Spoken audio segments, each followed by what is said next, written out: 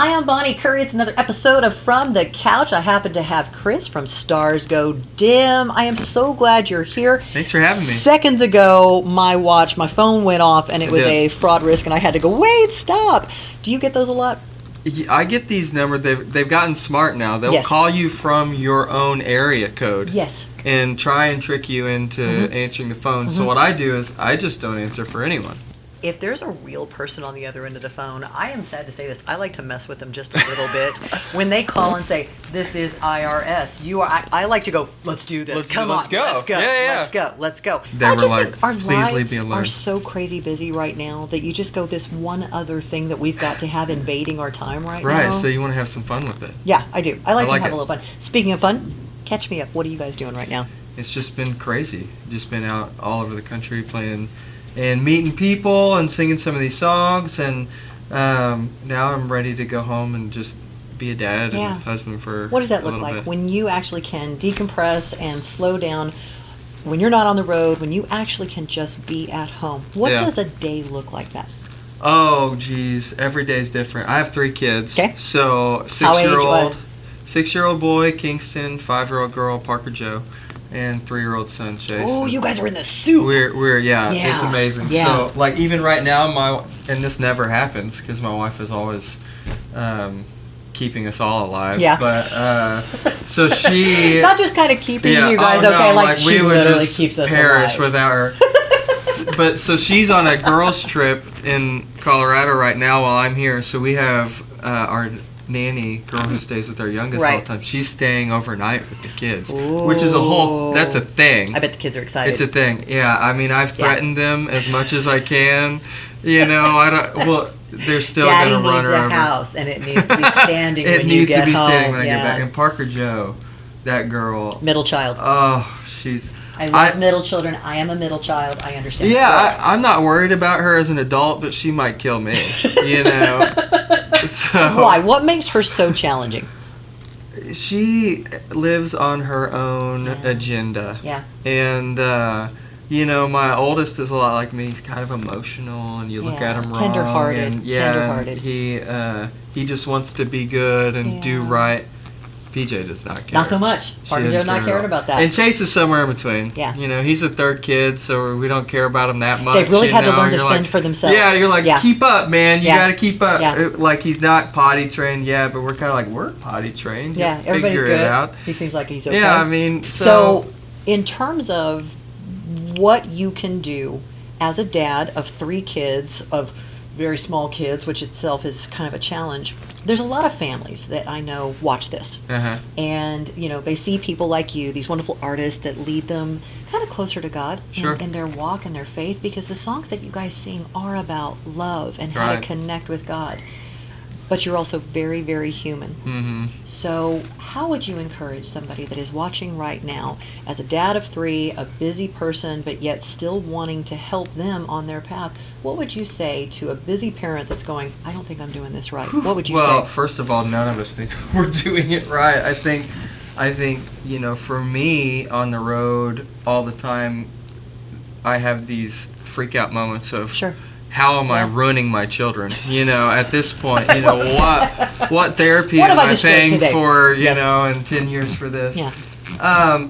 You know, we used to live in Oklahoma, and I was a worship leader at a big church there, and traveling full-time, working full-time, all this stuff. And I had no time for my family. And priorities were kind of just crazy, and I was trying to make a living like so many of us do, and we put... all these other things ahead of maybe the things that are important to us. And so for me, one of the big things we did was to be really intentional with family. I stepped out of the ministry that I was in, and we moved to a place where we could be together more. And that's a leap of faith right there. And honestly, a lot of the songs we've been singing and the last record I put out really tells this story. I can tell. And it's just this crazy big season that we're kind of on the backside of looking at now, which is really interesting. Yeah. But if you're out there thinking you're messing your kids up, you probably are, but not as bad as you think you are. Yes. Like if you're worried about it, then you're doing something. I completely you're doing something agree. right. I think it's parents that don't seem to, they're just like, they're like, oh, I'm sure they're fine alone, in the basement for hours and hours Right. and hours on end. Yeah. It's the fact that you worry and go, am I doing this right? I think it's even asking that question, but also going, okay, God, I can't do this on my own. Right. Please help me with the kids. I know that on the other side of it, with my girls being, older and now able to share what we did and didn't do, that really damaged them terribly. It's amazing to me that we kind of made a very similar decision to walk away from something that was really solid but taking up a lot of our time. Yeah. And I remember about 24 hours after we made the decision to walk away from a particular job so that we could truly be home with the girls and be more present, we both had a panic attack. Like, really and truly, we both looked at each other, and I think I cried, and I think he was like, what did we just do? Yeah. And I got to tell you, God absolutely honored that decision and gave us an answer that to this day, I'm so humbled by it. Right. It was like God went, thank you for getting out of the way. Now let me bless you and let me give this back to you abundantly. Right. So that now I look back and both my girls will say, you guys always just seem to be there for us. That's it. And that's all you need. That's it. Not always, but in their perception, Mm-hmm. that's what they saw. And so all the times that we weren't, all the times that we dropped the ball, that I felt like I wasn't there, they thought we were. Yeah, how incredible. And I think, honestly, from our experience, I feel like that space, like I think a lot of us, even if we grew up in the church like I did, I always claimed a faith. Right. I always say, God, I believe these things, and I'm so, I think all these things are true, but I never had to live it. Yes. And so the moment that I said, okay, God, a little trickier. like, this is you now. You got this, right? You have those little conversations like, hey, I'm giving this to you, and I fully give like, it to you, but do you... By the way, I don't feed my kids unless you provide.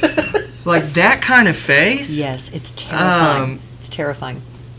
It is, but once you make the jump, it's the most freedom I've ever felt in my life. Yep.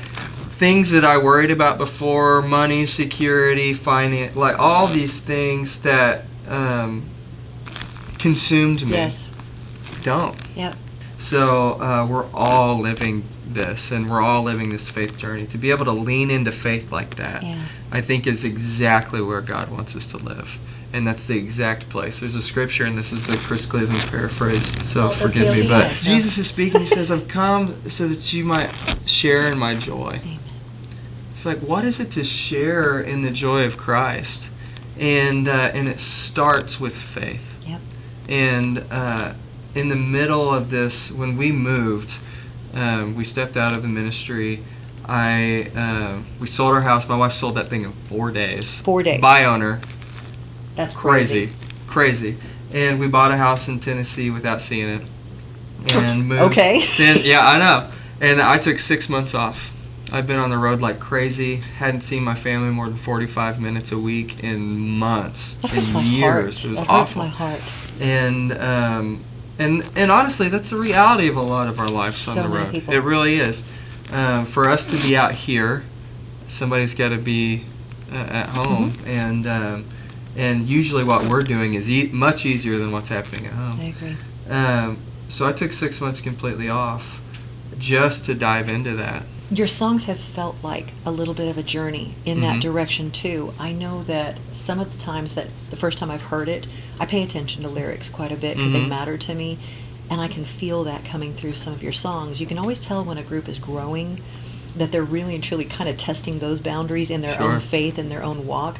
And I feel like you guys have grown as well, that I can tell that there's kind of a personal piece of yourselves that's coming out, that's sharing with people. And I think that's why your songs resonate so much, not just with me, but with our audience, that people just say, I love that song. It helped me get through this, knowing that it's coming from a personal space from you of going, I was scared to death. But I put the things right in my life that should be first and foremost in my life. And to see you on the other side of it, giving that kind of shout out to, hey, God, thank you for having that. Right. That's amazing. Yeah. Well, thank you for saying that, because that's what we're trying to do. And that's what, when I write songs and do this, I can't write a song that I haven't lived, not in this space. And I want these songs to resonate with people, and make a difference. And the only way I can do that is to share what's happened in our lives. And so that's really what these new songs have been about. That's what our new record is about. And it's been really, really encouraging to see the response, and get that back, and see people connecting, say, I'm living this, I'm going through this, I've gone through this. That's wonderful. That's exactly why we do it. Well, I can tell. So if you want to take that journey with them, I really think you should. I have been paying attention to these guys for a very long time. It's Stars Go Dim. You can download their songs, take that journey. But maybe you're watching this and we're kind of coming to the end of this, and maybe you're facing something in your life that maybe you're challenged right now. Maybe you're struggling to kind of put your family first. And I always think back to that scene in Indiana Jones, the third one, the good one, where the third one, the one, the Last Crusade. Okay. the thing. Right. So, do you remember that scene where Indiana Jones is standing there and it says to take that leap of faith? And no one can do this like Harrison Ford does, because he screws up his face. He always looks like he's in so much pain. He's in so much pain. He does. Yeah.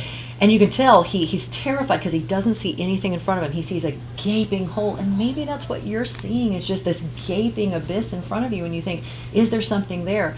The look of relief on his face when his foot plants onto that firm ground. Mm-hmm. I think that's for you. I think that's for me. Yeah. I think that is for you too, is just know when you take that step of faith, much like Chris did, much like I have done, and you can too, there is something underneath your foot. You've got a solid rock beneath you when you put your faith in God. So thank you, Chris. Thank you. Appreciate that. you so much. Yeah. Stars Go Dim, another episode of From the Couch. I'm Bonnie Curry. Love you.